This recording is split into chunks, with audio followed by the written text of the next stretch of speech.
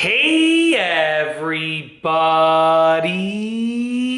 I'm here today to show you and tell you how to make wood filler to match the wood. This will be an easy tutorial, but also full tutorial, so let's get right into this video. So like I said, this will be an easy tutorial. I'm going to keep it short and sweet. This is just a demonstration. If I was doing this in real life to really try and match a piece of wood, I would really take it to the next level. I'm just going to demonstrate what I would do, and then I'll explain what I would do better or more of if I was doing this in real life for a real project. So essentially, you just need some wood glue of your choice. I just have this quick dry glue, this wood glue right here. You can use any wood glue though.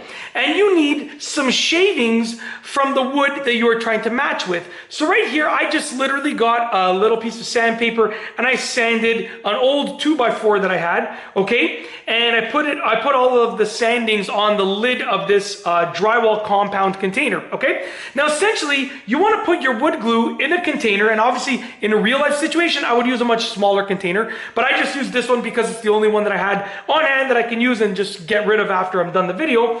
And then once you have the wood glue in there, you want to take your wood shavings and you want to sort of put them in there. Now, you can use sandings like this, which is when you sand a piece of wood, or you can use, like, if you're using a router to mortise a piece of wood, you can use those. If you're using a drill bit, any shavings, you can use those. Anything that came off of the piece of wood that is small enough to blend in with the wood glue. And what I'm going to do, I'm going to take out this little piece over here. This is a piece of the drywall compound. I'm going to remove that. You want to try and keep it as clean as possible, obviously.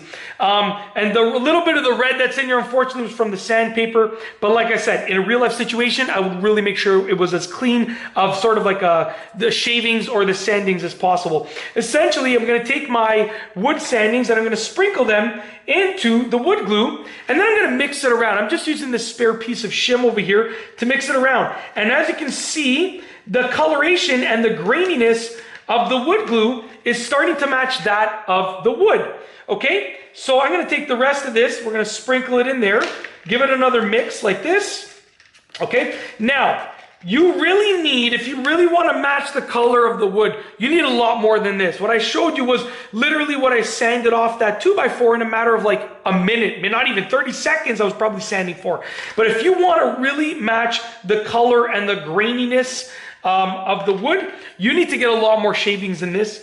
But essentially, you can see that the wood glue is already changing colors and graininess, and it's looking a lot more like the color of what a 2x4 would. Now, like I said, if I was doing this in real life, I would probably need, for that much wood glue to make a nice colored wood filler, a nicely matched wood filler, I would probably need 5 times what I already put in there, okay? No exaggerate, maybe even more, maybe 10 times as much, right? You need a lot more. And the best way to do that would be to deal with shavings instead of sanding. So like when you drill something out, when you cut a piece of wood, any excess shavings that come off, anything like that. But already you can see that this is sort of creating a wood filler that would be sort of, it's starting to look a little bit more similar to the 2x4. The coloration is starting to darken up, right? Now the good thing about this method, because you're like, why wouldn't I just go buy a wood filler that is like darker or lighter? The good thing about this method is, number one, you can set it to match exactly